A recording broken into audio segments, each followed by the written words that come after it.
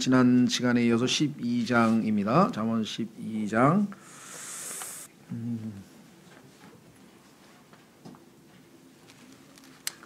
13절까지 한 것 같은데요. 13절 잠언 12장 13절에 사람은 자기 입의 열매로 말미암아 좋은 것으로 만족할 것이요 사람의 손의 보답이 그에게 돌아가리라. 자기 입의 열매로, 자기가 입으로 은혜로운 말씀, 좋은 말씀, 또 사람에게 믿음을 세울 수 있는 말씀, 어떤 말이든지 좋은 말들을 하게 되면 거기에 대해서 당연히 좋은 것으로 만족을 얻을 것이다. 우리가 갈라디아서 6장에서 배운 대로 심은 대로 거두게 되어 있는 것이고요. 사람의 손의 보답이 그에게 돌아가리라. 마찬가지입니다. 우리가 좋은 일을 손으로 하면 당연히 좋은 보답이 올 것이고 나쁜 일을 하면 나쁜 보응이 올 것이고 그렇죠? 자, 그래서 우리는 기본적으로 다시 한번 삶의 원칙에 있어서 하나님이 정하신 기본 원칙은 우리가 심은 대로 거둔다라고 하는 원칙인데 여기서는 이제 말과 손, 우리의 말과 손이라고 하는 이것이 밀접한 연관이 있다는 것도 여기에서 우리가 확인을 해볼 수 있고요. 또 더 나아가서 사람의 입에서 나오는 말은 성경에 따르면 다 마음으로부터 비롯된다. 마음이 뿌리죠. 그래서 이 마음이 어떤 상태이냐에 따라서 우리의 말이 정해집니다. 확인해 보겠습니다. 마태복음 12장 34절로 가면 예수님께서 말씀하시기를 사람이 자기 마음속에 가득한 것을 말한다 이렇게 얘기를 했죠. 마태복음 12장 34절 오 독사들의 세대야 너희가 악하니 어찌 선한 것들을 말할 수 있겠느냐. 입은 마음에 가득한 것을 말하느니라. 선한 사람은 마음의 선한 보고에서 선한 것들을 내고 악한 사람은 악한 보고에서 악한 것들을 내느니라. 오직 내가 너희에게 이르노니 사람들이 무슨 쓸데없는 말을 하든지 심판날에 그것에 대하여 회개 보고를 하리라. 모든 것을 있는 그대로 보고하게 되고요. 내 말들로 내가 의롭게 되며 내 말들로 내가 정죄받으리라 하시니라. 말과 관련되어서 성경에 얼마나 강조를 많이 하고 있는지 여러분들이 이미 잘 알고 계시죠. 그래서 뒤에도 보면은요, 이 거짓말하는 것 17절에도 진리를 말하는 자, 18절에도 칼로 찌르듯이 말하는 자, 19절에도 진리의 입술, 그 다음에 22절에도 거짓말하는 입술. 얼마만큼 우리의 언어 생활에 대해서 성경이 어마어마하게 강조를 많이 합니다. 자, 뭐 이미 익히 알고 계시겠지만 신약 성경에서 우리의 언어 생활과 관련지어서 아주 강력하게 이야기하고 있습니다. 우리의 영적인 성숙은 우리의 언어 생활에서 결정이 된다라고 성경에서 얘기를 할 정도니까 한번 확인해 보겠습니다. 야고보서 3장. 신약 성경 야고보서 3장으로 가게 되면은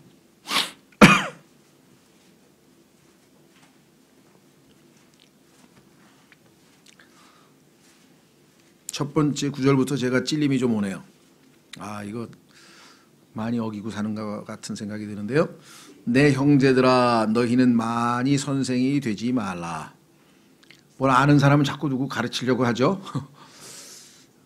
좋은 면으로 성경에 보면은 충성된 자들에게 너희가 배운 것들을 가르치라 그랬으니까 가르치는 게 나쁜 건 아닙니다.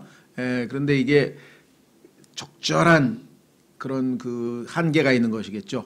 또 상대방이 필요로 하는 것, 그에게 도움이 되는 것, 그것을 통해서 그의 믿음이 세워지는 것, 이렇게 돼야 되는데 우리가 그렇게 적절하게 하기가 쉽지가 않습니다. 왜? 혀는 이 세상에서 모든 것들은 다 길들일 수 있는데 혀는 길들일 수 없다고 했습니다. 성령에 의해서, 성령으로 충만해서 성령님에 의해서 통제되지 않는 한 우리의 혀는 결코 통제가 되지 않습니다. 우리가 더 큰 정죄를 받을 줄 너희가 아느니라. 알면서 다른 사람들에게 많이 가르쳤는데 자기는 안 했다. 그렇죠? 사도 바울도 고린도전서 9장에 보면은 자기가 열심히 사람들에게 너 정말 열심히 달려서 우리 믿음의 상을 받자.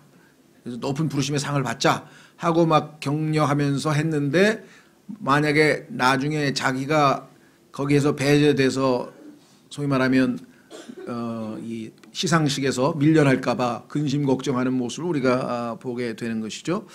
자, 그래서 우리가 안다고 중요한 게 아니라 열매를 통해서 평가를 받겠죠. 2절 우리가 다 많은 것에서 실족하나니. 그렇습니다. 우리가 뭐 죄를 뭐 한 군데서 짓나요? 온통 사방에서 죄를 짓죠. 육신의 정욕과 안목의 정욕과 생의 자랑과 세 가지 기본적인 그 마귀의 시험에 걸려서 정말 얼마나 자주 죄를 짓는지 모르겠습니다. 그런데 만일 어떤 사람이 말에서 실족하지 아니하면 바로 그 사람은 완전한 사람이요. 예수님께서 내가 완전하니 너희도 완전하라. 완전함이 우리의 목적이고 히브리서 6장에서도 완전함을 향해 나아가자. 그래서 예수님이 오시는 그 순간 우리가 완전하게 이제 될 터인데 그 완전한 성숙한 모습은 뭐냐? 말에 실수하지 않는 거라. 말에 실수하지 않는 거. 보십시오. 우리가 다 많은 것에서 실족하나니 만일 어떤 사람이 말에서 실족하지 아니하면 바로 그 사람은 완전한 사람이요 능히 온 몸도 제어하는 사람이라. 그러니까 말을 통제하지 못하면 절제라고 하는 것은 있을 수가 없다는 거죠. 제일 힘든 게 말입니다. 말. 그렇죠. 혀. 네. 그래서 보라 말들이 우리에게 순종하게 하려고 우리가 말들의 입에 재갈을 물리나니 이로써 우리가 그것들의 온 몸을 돌리느니라. 말을 통제하려면 우리의 육체적인 힘으로는 어림도 없어요. 말은 어마어마하게 힘도 세고 그냥 뭐 어떻게 꼼짝도 못하죠. 이 말이라는 게. 근데 재갈을 물려가지고 컨트롤을 하게 되면 말이 이쪽으로 당기면 이쪽으로 가고 저쪽으로 당기면 저쪽으로 가고. 그래서 말 탈 때 보면 완전히 그 기수 아래 잘 타는 그 말을 다루는 사람들은 완전히 말을 통제하고 있죠. 자, 마찬가지로 또 비유가 아주 적나라하죠. 아, 이해가 된다. 우리가 하나님 보시기에 절제된 삶을 살려면은 이 혀가 통제돼야 된다는 것이에요. 4절 또한 배들을 보라. 배, 바다에서 다니는 배. 그것들이 그렇게 커도 사나운 바람에 밀려가되 사공이 매우 작은 키 하나로 자기가 가고자 하는 대로 그것들을 돌리느니라. 선장이 키를 딱 잡고 있어서 이쪽으로 돌리면 배가 이쪽으로 가고 이쪽으로 돌면 이쪽으로 가고. 그렇죠? 자, 그래서 이 배와 말이라고 하는 그 이 두 가지를 비유로 해서 우리의 혀가 우리의 온몸에 있어서 차지하는 비중은 크기는 작지만 중요도에 있어서는 제일 중요하다. 이야기를 지금 하는 것입니다. 5절 이와 같이 혀도 작은 지체로 돼. 우리 몸 전체에서 보면 혀의 그 비율이 뭐 얼마 되지도 않죠. 이 몸 전체에서 킬로수로 무게로 보나 크기로 보나 혀는 정말 작은 건데 큰 일들을 자랑하는도다. 그렇죠. 예, 이 피델 카스트로라든가 이 사람들 몇십 년 동안 독재 정권 어떻게 했는 줄 아십니까? 예, 말 잘해서. 히틀러가 그 독일 국민들을 어떻게 다 사로잡아서 그렇게 했습니까? 말 잘해서. 그 사람들은 대중을 선동할 수 있는 그러한 연설할 수 있는 능력이 있어가지고 그 사람들이 나서서 몇 마디만 하면 그냥 뭐 난리법석이에요. 우리나라도 보면 그 이 선동 잘하는 사람들은 몇 마디만 하면 와 뭐 그냥 굉장하죠. 예. 그 피델 카스트로라고 하는 사람은 아주 그 이 특별히 그 뭐랄까 일종의 레토릭 아주 이 수사학이 뛰어나가지고요 반복법을 많이 썼어요. 그래서 발코니에 나타났다 하면 그냥 막 그 발코니에 그 대통령국 발코니에 나타났다 하면 그 광장에 그냥 그 사람 연설을 들으러 모이는데 청중들이 몇 시간 동안 서서 그걸 듣는데요. 그만큼 달변이어가지고 그 혀로 몇십 년 정권을 유지하면서 사실 쿠바 국민들이 뭐가 있습니까? 다 가난해가지고 그냥 쩔쩔 굶고 그냥 그렇게 못 살아도 그냥 그 한마디로 말로 사람들을 이렇게 장악할 수 있는 능력이 있었다. 어쨌거나 큰 일을 자랑하는도다. 큰 일들을 자랑하는도다. 보라 작은 불이 얼마나 큰 물체를 태우는가. 또 불 요즘에 우리 겨울에 건조해서 불 나는 것에다 또 비유했네. 그죠? 조그만 불씨 하나 때문에 나중에 엄청나게 불이 나듯이 이 혀도 새치혀를 잘못 놀렸다가 지옥불로 간다 그랬더니 지옥불 얘기가 나왔어요. 보세요. 뭐라고 되어 있나? 혀는 불이요 불법의 세계니라. 혀는 우리의 지체들 가운데서 그와 같아서 온 몸을 더럽히고 본성의 행로에 불을 붙이며. 자, 이 본성이라고 하는 것은요 the course of nature라고 했는데요 두 가지가 있습니다. 우리의 본성의 행로에 불을 붙였다. 그래서 우리가 본능에 그죠? 우리가 인간 동물적 본능이 있는데 그런 본능의 노예가 되게 만들었다. 그런 뜻도 있고요. 또 실제적으로 네이처는 인간의 본성뿐만 아니라 자연 세계를 우리가 본성이라고 하잖아요. 지금 현재 우리가 목격하고 있는 이 자연 세계는 다 하나님의 저주하에 놓여 있죠. 창세기 3장에서. 그래서 그 코스가 어디입니까? 마지막 코스가 불로 다 불태워져서 그죠? 마지막 불로 다 불태워지는 게 the course of nature, 자연의 마지막 코스잖아요. 그래서 이 영어로는 두 가지가 다 해석이 되는 거예요. 우리 인간의 본능과 관련된 이야기도 되고 실제적으로 이 자연이 마지막 순간에 불로 베드로후서 나오는 것처럼 3장에 나오는 것처럼 다 불로 타버릴 것에 대한 언급입니다. 그래서 본성의 불을 지치며 아니면 자연의 행로에 불을 붙이며 지옥 불 위에 놓여 있느니라. 그러니까 혀를 잘못 우리가 사용하면 마지막 종착역은 지옥 불이다. 그렇게 되겠습니다. Fire of hell, 지옥 불 이렇게 얘기를 했네요. 자, 모든 종류의 짐승과 새와 뱀과 바다에 있는 것들은 뭐예요? 길들여져 왔고 모든 종류가 어떤 종류든지 다 길들일 수 있습니다. 뱀도 사자도 심지어는 뭐 그냥 맹수도 이렇게 막 정말 그 서커스단에 가면 완전히 아주 순한 양처럼 그 사육 그저 뭐예요? 그 사람의 말을 잘 듣잖아요. 자, 그런데 또 길들여졌고 또 사람이 길들여 왔으나 이때까지 다 길들여 왔죠. 길들이지 않는 게 여기 지금 혀네요. 근데 그 중에서도 사람 성경에 보면 사람은 뭐라 그러죠? 야생 당나귀를 뭐라 그러나 들당나귀라 그러죠. 아마 성경에 우리 성경에는 아마 wild ass 하면 아마 들나귀라고 번역을 한 것 같은데 구원받지 못하고 거듭나지 않은 인간을 성경에서는 들나귀에다 비유했는데 들나귀는 절대로 길들일 수 없대요. 제멋대로 날뛰어서. 그래서 하나님께서 죄인들을 적절하게 비유하신 것 같은데 그 나귀 새끼가 예수 그리스도께서 그 위에 떡 타시니까 아주 얌전하게 예수님을 모시고 예루살렘으로 입성해서 호산나 하면서 했던 장면이 나오죠. 그래서 이 땅에서 있는 죄인들이 제대로 된 인생을 살려면 예수 그리스도를 위에 모시고 예수님을 태우고 가는 수밖에 없다. 그것도 적절한 어떤 영적인 의미인 것 같아요. 어쨌거나 하여간 중요한 거는 여기서는 혀입니다. 혀는 아무도 능히 길들이지 못하고 그것을 다스릴 수 없는 악이요. 다스릴 수 없는 악, 죽이는 도구로 가득한 것이니라. 그렇죠. 음모를 꾸며서 비방을 하면서 만약에 악한 왕이 아주 충신을 뭐예요? 쳐라, 뭐 죽여라, 뭐 죽는 거예요. 그 말 한마디에. 그렇죠. 반면에 정말 아주 이 현자인 왕이 억울한 사정을 다 판단해서 살려라, 멈춰라 하면은 멈추는 거고. 그러니까 말 한마디로 모든 게 다 결정이 되는 것이에요. 그렇죠. 자, 그래서 그것으로 즉 혀, 우리의 혀로 우리가 하나님 곧 아버지를 찬송하며 똑같은 혀로 하나님을 찬송해. 지금 조금 전에도 우리 찬송했습니다. 그것으로 우리가 하나님의 모양대로 만들어진 사람들을 저주하느니라. 자, 여기서 모양이라고 할 때는 similitude라 그랬는데요. 성경에서 보면은요, 우리가 처음에 지어졌을 때 하나님의 형상에 따라 하나님의 모양대로 했을 때 그 모양은 또 like는 있어요. 그래서 이 우리말 번역상에는 조금 구별이 안 되는데 여기서는 similitude란 말은 하나님의 외적인 모습을 갖추고 있어요. 그러니까 여기서 얘기하는 그 하나님의 모양대로 만들어진 사람들 얘기했을 때는 구원 받은 사람 안 받은 사람 상관없이 모든 사람에 대한 평가를 나타낼 때 얘기하는 거죠.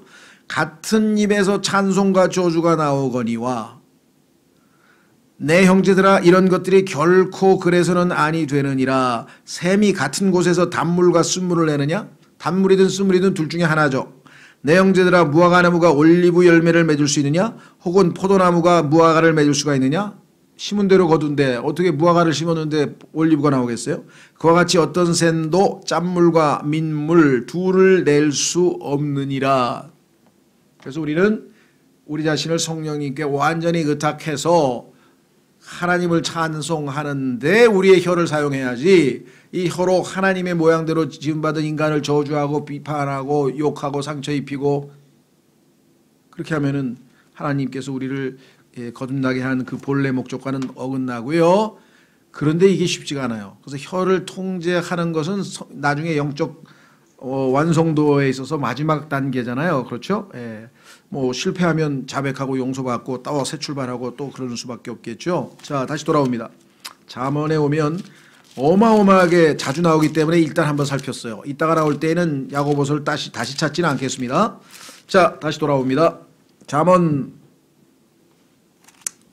12장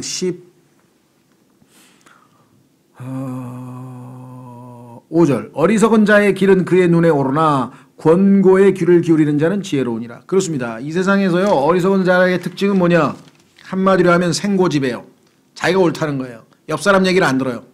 아, 그렇게 하면 안 된다고. 그러시면 안 된다고. 안 듣습니다. 그렇죠. 뭐 우리 삶에서 뭐 능히 자주 체험을 하고요. 또 어떤 혹자는 혹시 이건 내 얘기하는 거 아니야 이거? 그런 분도 계실지 모르겠어요. 누가 얘기해도 말 안 듣는 사람이 있어요. 예, 어리석은 자의 길은 그의 눈에 오르나. 자기가 의로워요. 자기가 의로워요. 또 자기 사랑, 자기를 사랑해요. 그래서 자기가 원하는 대로 모든 결정을 자기가 내리는 경우가 뭐 이 시대의 특징이죠. 특히 오늘날 이 시대의 특징. 모든 사람이 다 자기 길에 옳다고 생각합니다. 그래서 이사야서에 보니까 뭐라 해서요? 우리 모두는 각자 자기 길로 걸었다. 각자 자기 길로 걸었는데 그 종착역이 나중에 보니까 다 지옥불이었어요. 지옥이었어요. 그래서 예수 그리스도를 믿고 내가 곧 길이다 하신 예수님을 따라서 이제 way to heaven, 하늘로 가는 길을, 아버지께로 가는 길로 우리는 들어섰는데, 그럼에도 불구하고 중간에 가다가 또 자꾸만 빗나가게 되죠. 어리석은 자의 길은 그의 눈에 오르라. 자기 눈에만 오른 겁니다. 자기의, 자기 사랑, 자기. 자, 그래서 교만하죠. 두 번째 사람은 어떤 사람이냐? 권고의 귀를 기울이는 자는 지혜로우니라. 그렇습니다. 다른 사람이 권고하면은 잘 듣고, 아, 그래, 맞아 하면서 검토해서 그게 합당하다고 자기에게 유익이 된다 그러면은 자기 생각을 바꾸는 거죠. 그 권고에 귀를 기울이는 거죠. 물론 권고에 무조건 다 따르라는 얘기는 아니에요. 아, 이거는 뭐 근거가 없는 권고라든가 성경에 어긋나는 권고라든가 뭐 이럴 때는 우리가 당연히 물리쳐야 되겠지만, 분명하게 성경적으로 올바르게 하나님께서 이 형제를 통해서 나에게 말씀하시는가 보다 할 때에는 당연히 그것을 받아들여야 되겠죠. 그렇죠? 예. 자, 그 다음에 16절. 어리석은 자의 진노는 즉시 알려지거니와. 그렇습니다. 통제가 안 돼요. 어리석은 사람은요, 그냥 바로 이 진노가 솟아납니다. 어리석은 자의 진노는 즉시 알려지거니와 분별 있는 자는 수치를 덮느니라.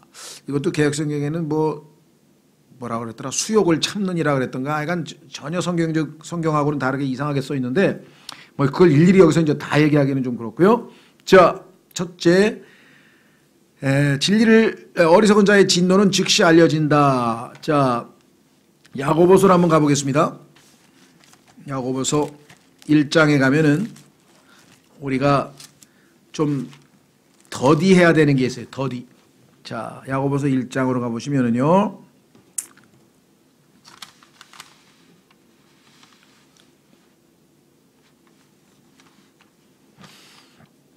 19절, 야고보서 1장 19절. 그러므로 내 사랑하는 형제들아, 사람마다 듣기는 빨리 하고, 다른 사람이 말하면 빨리 들으라 이거죠. 그 다음에 말하기는 더디하며. 왜? 그래야 말실수를 줄이니까. 그렇죠? 그 다음에 진노하는 것도 더디하라. 성경에 따르면 필요한 경우에는 우리가 화를 내는 것 맞습니다. 그러나 슬로우, 천천히 하라는 거예요. 서둘러가는 큰 또 실수를 저지르죠. 그래서 사람의 진노가 하나님의 의를 이루지 못하느니라. 사람들은요, 자기가 이것은 의롭기 때문에, 올바르기 때문에 이거는 하나님의 뜻이 맞다 하고 막 자기의 의를 밀어붙이려고 하는 사람이 있는데요, 사람의 의는 사람의 진노, 사람이 막 의분에 떠는 사람이 있죠. 막 이런 뭐 하면서 불의한 일이 하는데 그 의분이 결국 하나님의 의를 이루는가 아닙니다. 그래서 우리는 물론 옳지 못한 일에 대해서는 단호하게 우리가 입장을 밝혀야 되겠지만 우리 의분이 하나님의 의를 이룰 수는 없다. 자, 그래서 야고보서 1장 19, 27로 봤고요. 그 다음에 다시 잠언으로 돌아오시면 이 어리석은 자의 삶은요, 보면 특징은 뭐냐면요, 여기 나와 있는 것처럼 말로 금방 드러나요. 어리석은 자의 진노는 즉시 알려지기 때문에 금방 알죠. 그 다음에 때로는 폭력으로 나타나기도 하고, 그렇죠. 성경에 따르면 뭐 대표적인 사람이 파라오죠. 파라오. 모세가 한마디 했더니 그냥 화를 뻘컥 내면서 그냥 내가 여호와를 뭐 주를 어떻게 아느냐 그러면서 막 흥분하고 이런 사람들이 있죠. 성경에도 보면은 우리가 지금 여기 해당되는 사람들이 많고요. 뭐 멀리 갈 것도 없이 우리 자신도 여기에 해당되는 경우도 많이 있겠죠. 자, 그 다음에 분별 있는 자는 수치를 덮느니라. 그렇습니다. 분별 있는 자 중에서 수치 덮은 사람이 창세기 9장에 보면은 셋하고 그 다음에 야펫이 아버지가 벌거벗고 술 마시고 벌거벗고 있는 것을 보고 어떻게 했습니까? 뒷걸음질로 쳐서 가서 이불로 아버지를 덮어드렸죠. 그렇죠. 또 사랑은 허다한 죄를 덮는다고 했는데 다른 사람의 허물과 죄를 덮어주고 가려줘야 되는데 이걸 막 들춰내는 것은 지혜로운 사람이 못 된다. 그래서 여기 나와 있습니다. 그렇다고 뭐 다른 사람의 죄를 그냥 묵과해주란 그런 뜻은 아니죠. 여기서는 지금 수치, 분별 있는 자는 수치를 덮느니라. 창피당하고 있는 사람을 갖다가 그렇죠. 벌거벗고 지금 누워있는 얼마나 수치스러워요. 그런데 그걸 갖다가 다 만천하에 그냥 공개를 해가지고 우리 아버지 봐 얼레리 꼴레리 하고 막 가가지고 그냥 와서 봐라 막 이렇게 하면 안 되는 거죠. 오히려 덮어야 될 거 아니에요. 그렇죠? 그것이 성경에서 말하는 분별 있는 자라 그랬습니다. 분별 있는 자. 그 다음에 17절로 가기 전에요. 중국에서 실제로 있었던 이야기라 그래요. 외국 사람이 중국에 갔는데 젊은 사람이 속된 말로 이제 말싸움이 붙었어요. 논쟁이 시작이 됐는데 그냥 막 이렇게 막 손짓발짓까지 하면서 막 상당히 격렬한 이제 지경이 와서 지켜보고 있는데 계속 논쟁만 할 뿐 주먹이 안 날아가더라는 거예요. 그래서 속으로 야, 나 같으면 벌써 날아갔어. 그러니까 이제 서양 사람들은 성질이 급해서 그런지만 그냥 이제 못 참아서 주먹이 날아가잖아요. 그래가지고 자기가 못 참아가지고 아유, 당신들 그 정도까지 싸우는데 왜 한 방 날리고 끝내지? 왜 그러고 있냐 했더니 먼저 치는 놈이 지는겨. 그렇잖아요. 할 말이 이제 말이 이제 더 이상 그러니까 손이 날아간 거 아니에요. 그렇죠? 어리석은 자의 진노는 금방 드러난다 그래가지고 야, 중국 사람들도 그 뭐 고전에서 사소 삼경인지 뭐해서 하나 주워 들어가지고 또 그거 지키느라고 그렇게 싸우면서도 안 하는데 과연 우리가 하나님 말씀을 그만큼 마음에 새기고 있는지 한번 좀 도전이 되는 말이어서 여러분들에게 소개를 했습니다. 그렇죠? 자, 그 다음에 여기 나와 있는 수치를 덮는 방법은요. 다른 사람의 그 허물과 이런 것에 대해서 자꾸 얘기를 안 하고 그냥 가만히 있는 거죠. 그렇죠? 그 다음에 분노를 완화시키는 거 있죠.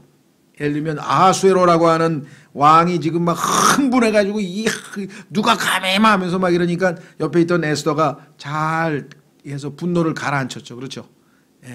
그래서 산 사람들 많아요. 왕은 지금 당장 저놈을 목을 쳐라 그랬더니 언제든지 패하는 목을 치실 수 있지만 너무 서두르지 않는 게 좋으시겠습니다 하면서 옆에서 이렇게 해서 가라앉히는 사람 또 옆에 있죠. 그러니까 좋은 아주 이 친화를 둔. 자, 17절. 진리를 말하는 자는 의의를 나타내거니와. 그렇습니다. 진리를 말하면은 그것이 의의를 보여주는 거죠. 예수 그리스도에 대해서 진리를 선포하면은 하나님의 의의를 사람들에게 알려주는 셈이 되는 것이죠. 특히 여기에 나와 있는 것들은 우리가 구령에도 적용할 수 있죠. 예수 그리스도에 대해서 하나님의 복음을 선포하면 복음에는 하나님의 의의가 믿음에서 믿음에까지 나타나 있나니. 그래서 하나님의 의의가 의이신 예수님을 우리가 어떻게 하나님으로부터 선물을 받아서 죄인이 의롭게 되는가, 이런 것들 우리가 알 수가 있죠. 영적으로 우리 신약에서 복음 전파와 관련지어서도 얼마든지 선언할 수 있고요. 또 성경에 보면은 이 나단이라든가 누구죠? 다윗의 죄를 정확하게 지적했죠. 진리를 얘기했죠. 진실을. 또 엘리야도 있고요. 또 이 왕이 전쟁에 나가면 반드시 진다고 아주 부정적인 견해를 하나님의 예언을 했던 미카야라고 하는 대언자도 있고, 바울도 마찬가지죠. 바울도 왕 앞에서 그 절제, 심판 뭐 이런 것에 대해서 설교를 하니까 그냥 그 얘기를 듣고 너무 놀래가지고 야 오늘 그만하고 다음번에 듣자 그러고 했을 정도로 벌벌 떨 정도로 담대하게 또 진리를 선포하고 의에 대해서 의를 제시한 경우가 있겠고요. 그렇죠? 예. 자, 반면에 진리를 말한 자를 나타내거니와 거짓 증인은 속임수를 나타내나. 그렇죠. 예수님께서 역사상 가장 거짓 증인에 의해서 이 사형 선고를 받은 대표적인 케이스죠. 대제사장들이 아무리 해도 예수님께서 지혜롭게 모든 답변을 다 하니까 답변을 할 수가 없잖아요. 그래서 할 수 없이 거짓 증인을 매수해서 예수님에 대해서 거짓 증언을 하게 하고 결국은 이제 죽게. 또 성경에 보면은 이 거짓 증인을 시킨 사람 중에 그 유명한 이세벨이라고 하는 여자가 있죠. 계시록에도 등장하는 그 이세벨이라고 하는 여자가 자기 남편이 하루는 침울해 있는 거야. 왕이시여. 아니 왕이 왜 이렇게 침울해 합니까? 모든 걸 다 가진 사람이 왕인데. 그랬더니 저 앞에 우리 집 궁궐 앞에 그 나봇이라고 하는 녀석이 거기에 그 포도원이 있길래 꽃밭 좀 정원 좀 넓혀보려고 팔라 그랬더니 뭐 하나님이 주신 유업을 팔 수가 없습니다. 그러니 아니 하나님이 주신 유업을 팔 수 없다고 율법을 들이대니까 내가 뭐라고 하겠어. 정말 하고 우울해하고 그러니까 이세벨이라고 하는 여자가 딱 아니 당신이 왕입니까? 왕이 그까짓 거 하나 못합니까? 비키죠. 제가 할 테니까. 탁 하더니 장로들 모아다가 제 거짓 증인 세워서 사형 선고시켜 딱 죽였어요. 그래가지고 차지하게 그 여인이 너무나 유명해서 나중에 계시록에 가면은 큰 음녀 바빌론 거짓 종교 체계를 이세벨이라고 하는 이름을 붙여줬잖아요. 그렇죠. 거짓 증인 세워가지고 지금 가해자가 피해자가 되고 피해자가 가해자로 뒤바뀌어가지고 이게 나중에 뭐 정말 벌거벗은 듯이 다 드러나서 하나님 앞에 가서 진실이 가려져야 될 이 세상에 얼마나 많겠습니까? 대한민국에서 지금 감옥에 갈 사람은 팽팽 지금 재밌게 살고 그렇죠? 나와서 잘 살아야 될 사람은 감옥에 가 있는 사람들이 또 얼마나 많겠어요? 요즘 어떤지 모르겠는데 교통사고에서 분명히 피해자인데 가해자로 둔갑해서 억울함을 당한 사람들끼리 모여가지고 계속해서 자기들 그렇게 뭐 서로 위로하고 막 그런 게 있더라고요. 그 다 경찰한테 돈 먹여가지고 증거 조작해가지고 사진 몇 장만 조작하면은 가해자가 피해자 그 둔갑하는 건 뭐 그것뿐인가요? 또 우리나라의 그 유명한 유전무죄 돈만 있으면 1억만 있으면 판사를 구워 삶아서 다 무죄가 되고 그렇죠? 무전유죄 돈이 없으면은 아무리 죄가 없어도 다 조작하면은 그냥 다 죄인으로 만들어버리고 증거만 딱 짜맞추면은 뭐 그래서 우리나라 사법부는 그것이 아주 그냥 거의 뭐 사실로 돼 있어요. 무전유죄, 유전무죄가 하도 많이 들어가지고 그 뭔 소리인지 모를 정도로 자 그래서 거짓 증거라는 것 이거 보통이 아닙니다. 근데 성경에 하나님께서는 거짓 증인에 대해서 아주 뭐라 그럴까요? 미워한다. 미워한다. 자 확인해 보겠습니다. 잠언 6장으로 가시면요. 사람들 중에 이런 분들이 있어요. 하나님은 죄는 미워하시지만 죄인은 사랑하신다. 이거 거짓말입니다. 이거 속으면 안 됩니다. 그렇게들 많이 가리켜요. 아닙니다. 하나님께서는 죄는 미워하시고요. 죄인은 사랑하셨다. 언제? 십자가에서 과거. 그런데 그 예수님을 거부하는 모든 죄인들은 미워하신다. 그 중에서도 특별히 미워하는 사람들 여기 나와 있어요. 16절. 잠언 6장 16절. 주께서 이 6가지를 미워하시며 참으로 7가지가 그분께 가증한 것이니 곧 교만한 눈빛과 하나님이 제일 싫어하는 게 약간 교만이야. Nothing. 아무것도 아닌 자들이 something. 뭔가나 된 것처럼 그냥 성경에 써 있잖아요. 얼마나 정난하게 써 있으니까. 아무것도 아닌 자들이 뭔가 되는 것처럼 하는 교만. 그렇죠? 예. 그래서 교만은 패망의 성봉이에요. 교만하면 반드시 망하게 되어 있습니다. 그러니까 교만한 사람들 그냥 쳐다보고 부러워할 필요 없어요. 그냥 내버려 두세요. 나중에 결론은 딱 패망으로 되어 있으니까. 자, 그래서 교만. 두 번째, 거짓된 혀. 또 나왔네. 거짓된 혀. 세 번째, 무죄한 피를 흘리는 손. 죄 없는 사람을 막 죽이거나 피해를 입히는 것. 그 다음에 사악한 상상의 꾀를 꾸미는 마음. 사악한 상상의 꾀를 꾸미는 마음. 신속히 해악으로 치닫는 발. 자, 그 다음에 뭐라 했습니까? 거짓들을 말하는 뭐라고요?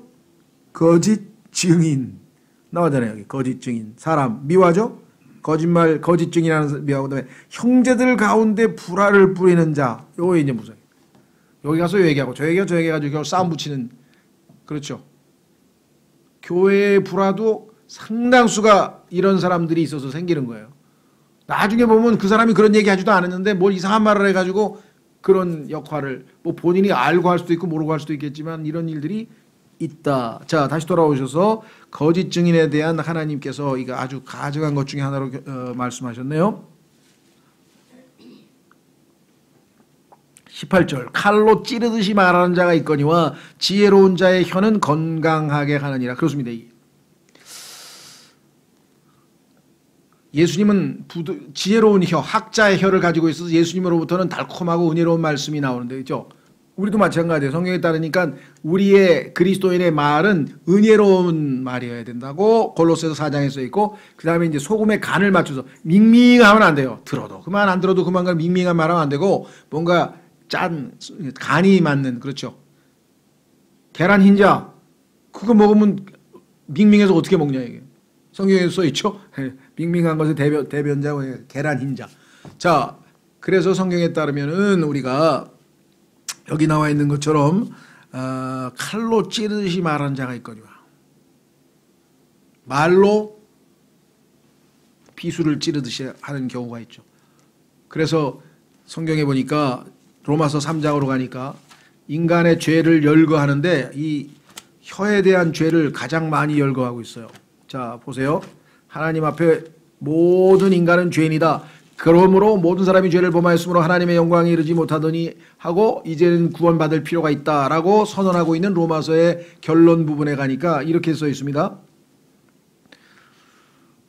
로마서 3장 10절 이것은 기록된 바 결론이 뭐냐면 남자 여자 뭐 이 세상에 존재하는 모든 인간들은 다 합쳐져서 딱 하나야. 뭐예요? 죄인인데 결론 의로운 자는 없나니 단 한 사람도 없으며 깨닫는 자도 없고 하나님을 찾는 자도 없으며 그들이 다 길에서 벗어나 각각 제 길로 갔다 그랬죠. 아까 또 무익하게 되고 선을 행하는 자가 없나니 단 한 사람도 없도다. 그들의 목구멍은 열린 돌무덤이라 그들이 자기 혀로 여기 나왔잖아요. 자기 혀로 속임수를 쓰나니 그들의 입술 밑에는 독사의 독이 있고 그들의 입은 저주와 쓴 것으로 가득하며 그렇죠. 거기다 덧붙여서 또 칼같이 찌르는 말도 하는 사람들도 있죠. 예. 말 한마디 들으면 그냥 콱 비수같이 꽂힐 수도 있어요. 잘못하면요. 그 다음에 반대로 지혜로운 자의 혀는 건강하게 하느니라.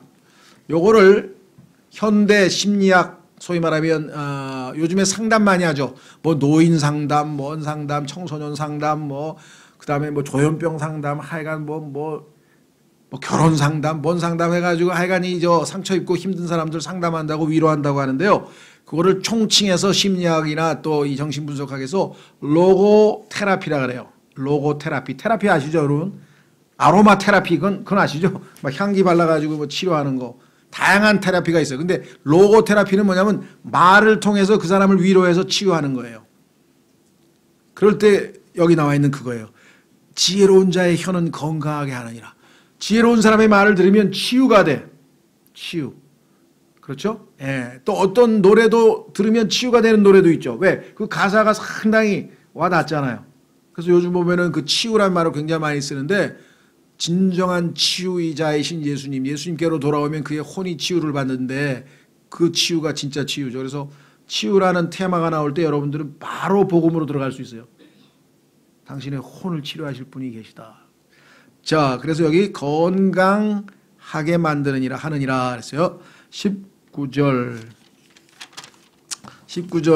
진리의 입술은 영원토록 굳게 세워지려니와 그렇죠. 하나님의 말씀은 영원토록 하늘에 세워져 있다 그랬고 하나님의 진리의 말씀도 영원토록 거짓말하는 혀는 잠시 있을 뿐이니라. 그 무슨 소리입니까?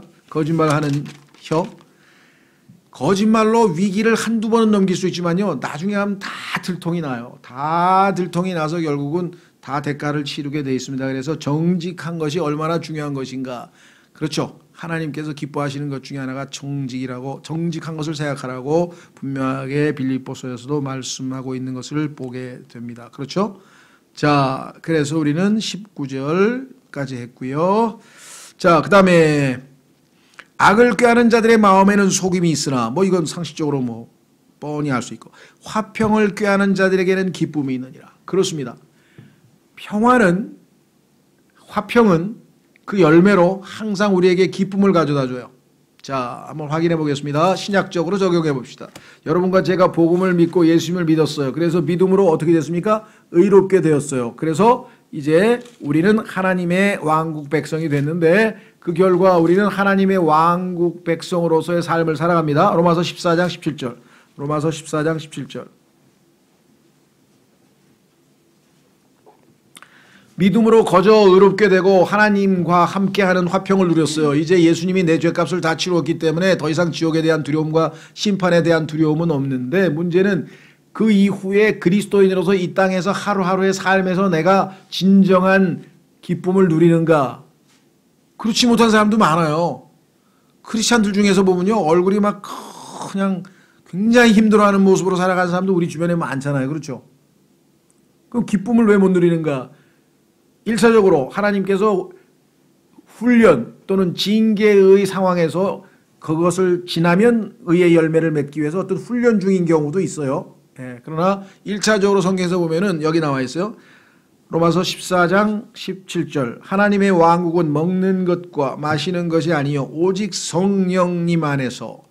자, 첫 번째 의와 예수님을 믿음으로 거저 의를 얻었지만 그 의를 우리의 삶 속에서 살아내서 의로운 삶을 살지 못하면 구원은 받고 하늘나라를 가지만 내가 잘못된 삶을 살면 그 다음에는 거기 나와 있죠. 뭐라고? 두 번째는 뭡니까? 내가 하나님 앞에 올바른 삶을 살면 믿음의 행위를 하면 어떻게 됩니까? 의로운 삶을 살면 화평, 마음이 평안하잖아요. 그런데 하나님과 함께하는 평안은 있어. 예수님이 내 죄값을 다 치렀기 때문에. 그런데 계속해서 불효를 저지르고 있어. 그럼 마음은 불편한 거예요. 왜? 올바른 행동을 안 했으니까. 그래서 그리스도인들이 마음의 평안을 못 누리는 이유 중에 하나는 자꾸 하나님 앞에 어긋나는 행동을 하게 되면, 불순종을 하면 그 다음에 화평은 사라지는 거예요. 물론 지옥 가는 두려움은 없지. 그러나 이 땅에서 마음이 편치 않아. 그러면 당연히 그 다음 순서는 뭐예요? 기쁨이 없지. 그 순서돼 있잖아요. 의와 화평과 기쁨. 그러니까 화평의 열매는 기쁨이에요. 의의 열매는 화평이고 화평의 열매는 기쁨이에요. 이 순서대로 돼 있어요. 순서를 어길 수가 없어요.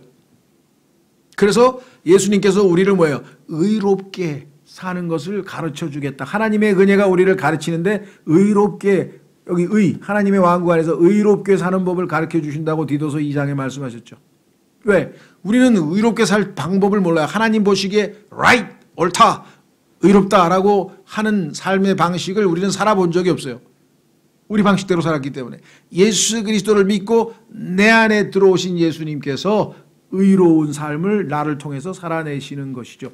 그래야 하나님과 나는 뭐예요? 진정한 화평을 누리고 그래야 내 마음에 기쁨이 넘치고. 자, 그래서 오늘 잠언에 나와 있는 그 구절도 그 얘기입니다. 화평 나와 있죠. 여기 화평을 꾀하는 자들에게는 기쁨이 있느니라. 의인에게는, 자 22절까지 합니다. 의인에게는 어떤 재앙도 일어나지 아니하려니와 사악한 자에게는 해악이 가득하리라. 사악한 자에게 해악이 가득한 것도 약간 의심스러워. 왜? 사악한 자들이 뻔뻔하게 잘 사는 사람도 많죠. 두 번째 가면 의인에게는 어떤 재앙도 안 일어나리. 아유, 모세도 재앙을 받아가, 모세도 바울도 뭐 고생한 사람 천지인데 순교자도 많고. 아, 이 말은 정말 성경에서 이게 좀 이해가 안 간다, 이런 분들이 많이 있어요. 그렇죠. 1차적으로 그래요. 이 세상에서만 해 아래서 이루어지는 것만 볼 때는 그래. 실제로 전도서 8장에 보세요. 전도서 8장 4절. 전도서 8장 4절에 보면요, 뭐라고 써 있느냐. 8장 14절. 전도서 8장 14절에 땅에서 이루어진 헛된 것이 있나니 곧 의로운 자들이 있는데 그들에게 사악한 자들의 행위에 걸맞는 일이 일어나며 또 사악한 자들이 있는데 그들에게 의로운 자들의 행위에 걸맞는 일이 일어나는 것이라. 내가 이것도 헛되도다 말하였노라. 모순된 일들이 너무나 많어. 모순된 일들이 이 세상에는 너무나 많더라. 9장 2절도 마찬가지. 9장 2절 모든 일이 모든 사람에게 똑같이 임하나니 곧 의로운 자와 사악한 자, 선한 자와 정결한 자와 부정한 자, 희생물을 드리는 자와 희생물을 드리지 않는 자에게 한 가지 일이 임하여 선한 자가 어떠함 같이 죄인도 그러하며 맹세하는 자도 맹세하기를 두려워하는 자와 같으니라. 해 아래서 이루어진 모든 일 가운데 악한 것이 이것이니 곧 모든 사람에게 한 가지 일이 임하는 것이라. 또 참으로 사람들의 마음들의 사람들의 아들들의 마음에는 악이 가득하며 그들은 사는 동안 마음속에 미친 것을 품고 있다가 그 뒤에는 죽은 자들에게로 가느라. 그러니까 이 땅에서 너무나 모순된 일이 많은데 갑자기 잠언에는 하나님께 의인에게는 어떤 재앙도 일어나지 아니하려니와 이해가 안 간다. 이게 사악한 자에게는 해악이 가득하리라. 그렇습니다. 이 땅에서 잘 먹고 잘 사는 사람이 덜어 있지만 마지막에는 최후의 심판이 있잖아요. 그러면 미래적 마지막 최후의 심판적 관점에서 보자면 21절이 일단 이해는 되죠. 마지막 순간에 가면은 최후의 판결에서는 의인에게는 어떤 재앙도 일어나지 않을 것이고 당연히 사악한 자에게는 해악이 가득하리라. 그런데 그 마지막 그 순간 내만 일어나면 이게 무슨 의미가 있을까? 자, 이 땅에서 비록 악한 자들이 잘 먹고 살더라도 한순간에 몰락한다고 성경에 써 있어요. 그리고 그런 사람들이 꽤 있습니다. 그러니까 이 땅에서도 얼마든지 가능한데 문제는 앞에 있는 문장이에요. 그건 뭐냐? 의인에게는 어떤 재앙도 일어나지 아니하려니와. 이게 무슨 소리인가? 그래서 문맥을 잘 읽어보니까 20절과 연관시켜서 보면요. 이렇게 돼 있어요. 악을 꾀하는 자들의 마음에는 속임이 있으나. 그러니까 악을 꾀하려 하는 자는 마음에 속임수를 탁 품고 있지만 21절 의인에게는 어떤 재앙도 일어나지 않다 해서 이 재앙이라고 번역을 해서 이제 문제가 생기는 거예요. 여기서 이블이라고 하는 말은요. 여기 나와 있는 건 나쁜 건데요. 재앙은 나쁜 마음. 다시 말하면 의인에게는 나쁜 마음, 남을 속이려고 하는 마음, 교만한 마음, 그렇죠? 못된 마음 이런 것들이 그에게 있지 않다라고 해석이 가능한 거예요. 그렇게 해석하시는 분이 있고 제가 거기에는 공감이 되는 것 같아요. 그래서 지금 21절은 조금 이렇게 두 번째 의미로 해석이 가능하지 않겠는가. 그래서 저는 이제 그분 말이 좀 수긍이 가는데요. 그 말이 100% 맞는지는 모르겠어요. 일단 우리에게 제일 안전한 해석 방법은 마지막 최후의 심판. 이 땅에서 해 아래에서는 비록 의인이 고난도 당하고 온갖 바울처럼 박해도 당하고 하지만 또 마지막 순간에는 하나님께서 이대로 이루신다. 두 번째는 아까 얘기한 것처럼 우리 안에는 의인의 안에는 나쁜 것이 일어나지 않는다라고 해석이 가능하고요. 세 번째는 의인에게 일어나는 일은 결국은 그것이 재앙이 아니고 나중에 하나님께서 합력하여 선을 이루는 것이 아니냐. 그렇게 해석하시는 분도 또 계세요. 왜? 나에게는 나쁜 일 같았지만 나쁜 일이 일어났는데 교통사고가 일어났어. 그런데 그것 때문에 예수님 믿고 영생을 얻었어. 우리 교회 고영규 형제님. 교통사고가 일어나가지고 1년 동안 병원에 있으면서 아주 그냥 가해자인데 피해자인데 가해자로 둔갑이 돼가지고 막 재판하다가 막 울분을 터뜨리고 막 그러다가 예수님을 믿게 됐다는 거예요. 그러면 그 교통사고로 막 부상도 당하고 1년 동안 수술을 8번인가 하고 지금 다리를 절고 그냥 집도 팔고 다 엉망진창이 됐어도 영원한 생명을 얻고 예수님을 믿었으니까 그 사람에게 그 교통사고는 evil, 재앙이 아니잖아요. 그렇게 해석하시는 분도 있어요. 그렇게 해도 영적으로 저는 적용이 가능하다고 생각을 합니다. 예, 그래서 21절까지만 하십시다 오늘. 예, 기도해야 되니까. 그래서 요 21절은 조금 여러분들이 더 묵상을 하면서 세 가지 견해가 있다는 것. 궁극적으로는 마지막으로는 우리에게 다 해당되는 말이니까 아멘인데 이 땅에서 우리의 삶에서는 우리 안에서 의인의 안에서는 나쁜 생각이나 잘못된 것들이 생기지 않는다는 뜻인지 아니면 나에게 닥친 그 재앙이 궁극적으로는 하나님께서 우리에게 우리의 합력해 선을 이룬다는 뜻으로 해석이 가능한 건지 이거를 한번 여러분들과 제가 좀 생각을 해 보셨으면 좋겠습니다. 예, 그래서 오늘은 21절까지 마쳤고요. 자, 이 시간 여러분과 제가 하나님 말씀을 통해서 생활 속에서 매일매일 주님께서 나의 지혜가 되어주시고 이 지혜로운 말씀들이 합당한 열매로 하나님을 영화롭게 하실 수 있도록 잠깐 기도하겠습니다.